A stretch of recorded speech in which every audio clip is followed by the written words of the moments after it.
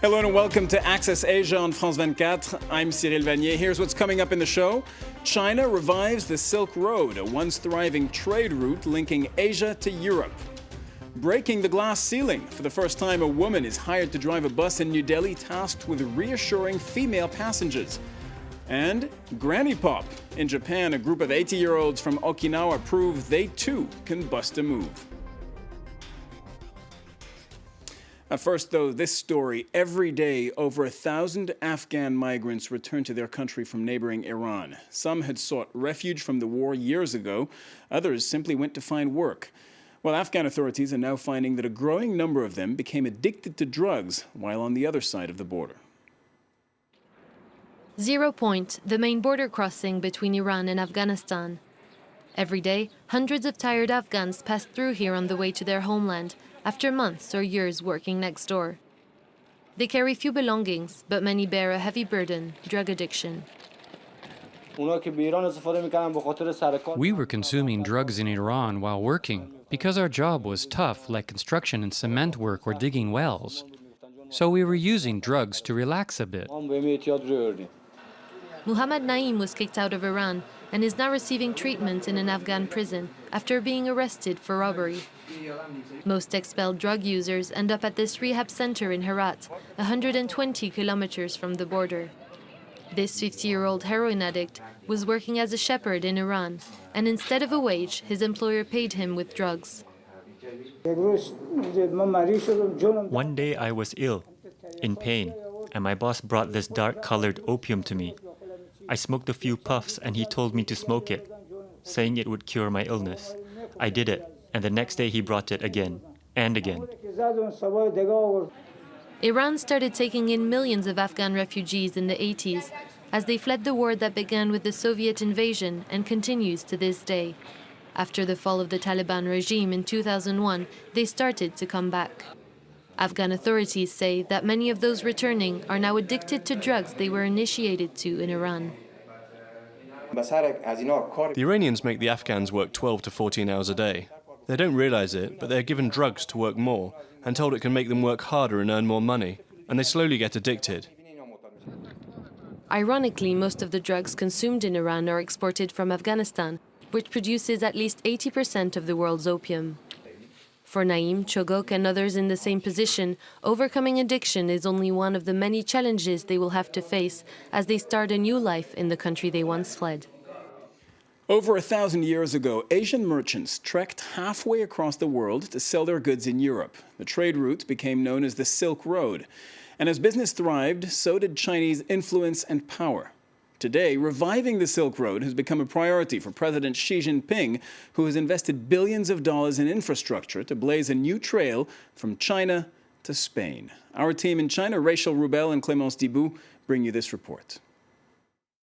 Sitting 300 kilometers to the south of Shanghai, to look at it, you'd think this railway is abandoned. Yet it is the starting point for the longest train in the world. Launched in November, this freight line crosses 8 countries, 13,000 kilometers from Yiwu, China to Madrid in Spain. It is a source of immense pride for the town, and the deputy director himself came to praise its merits to the media. The train leaves China, goes through Kazakhstan, Russia, and Belarus. In Europe, the train's bogies need to be exchanged to overcome the difference in the track's gauge. Then the train carries on to Poland, Germany, France for a technical stop, and finally it arrives in Spain. It's faster than sea cargo. A cargo ship would take 35 days to reach Europe, but by train it's only 21 days. And in the future it could be even faster. To boost its slowing economy, China is looking to the west and wants to increase business with Europe and the Middle East. The city of Xi'an was not chosen by chance. Here, 1,000 years ago, is where the very first Silk Road started. Successor of these legendary caravans, the city market kept many relics of these cultural exchanges, a glorious past that the city wants to remember. Until the year 1000, this place was the biggest market in the world, the biggest international trade center. It was a really important place for cultural exchange. It was here that most of the artistic or fashion trends originated. At that time, the Silk Road put Xi'an as the center of the world. Goods from all over the world would transit through this market.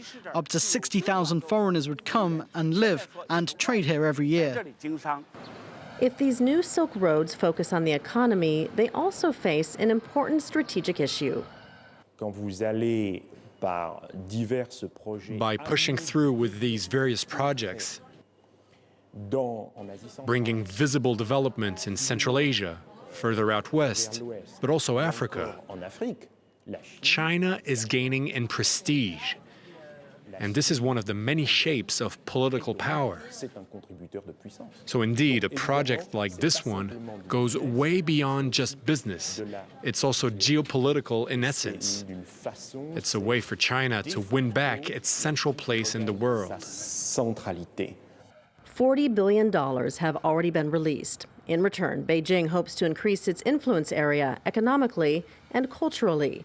The Tourism Bureau of China declared 2015 the Year of the Silk Road to focus national and international tourism on an era when China was the center of the world. Now, this is a first in New Delhi. The city's transport corporation has hired a female bus driver. It's a breakthrough in the battle for equal rights in India, and the hope is that she and others to come can reassure women, make them feel more at ease, following the horrific gang rape of a female passenger 3 years ago. Nicholas Rushworth has this story. She is the first woman to drive a bus in New Delhi. Sarita Venkadarat has been in the job just a few weeks and is still adjusting to the challenge of being a pioneer. I'm facing the problems I had expected. I'm not getting good vehicles, the other drivers don't support me so much. Despite that, I carry on. Female passengers say they welcome seeing a woman at the wheel. I feel reassured that we can travel without any worries. If there's a woman driver, we can even get the bus at night without being afraid. I see this as a very good thing. It's great. The bus stops smoothly, passengers get on and off easily. Sarita has support from an NGO called Assad, which helped train her, and which provides driving lessons to dozens of other women from poor backgrounds so they can work as drivers.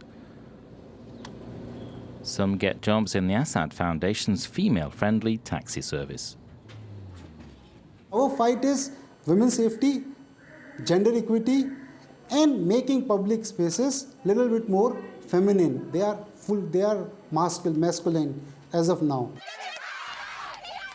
The gang rape of a young woman in December 2012 sparked protests across the country. The UN urged the authorities to prevent sexual violence and harassment. Sarita says Indian women have to stand up for themselves. She sees herself as a role model. I want more women to follow me. 10, 20, or even 100. They can do this job. They just need to keep up their confidence levels and keep a cool head. While there are female drivers elsewhere in India, the first female recruit now in New Delhi is signalling a change that could allow women to travel without fear of attack. These ladies are also breaking new ground. Japan's latest girl band. They hail from Okinawa. They've been touring the country. They have a swish new music video, and they're produced by the best in the business. Oh, and one more thing. They're also all at least 80 years old. They're among the highest earning performers in Japan. KBG84 are J-pop superstars, successful and inspiring for many up-and-coming artists, including for this new girls band. In a clear reference to the teenage outfit, they chose the name KBG84. Minimum age required to join the band, 80 years old. Elderly women vying to be the next queens of J-pop. At first, they say it was hard to come to terms with their newfound fame, especially when they were referred to as idols as they performed in Tokyo.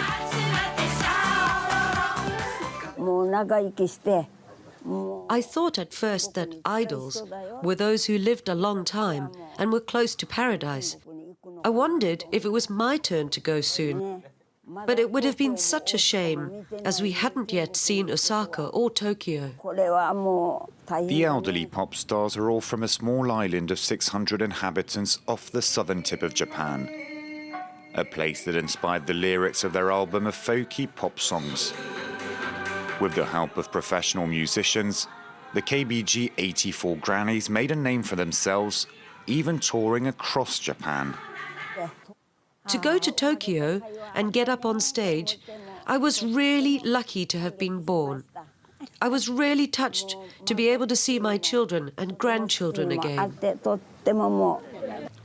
Many of them had never left their small island close to Okinawa, which has one of the highest life expectancies in the world. Not surprising then to see such energetic old ladies taking to the stages of Japan, before who knows, maybe concerts abroad.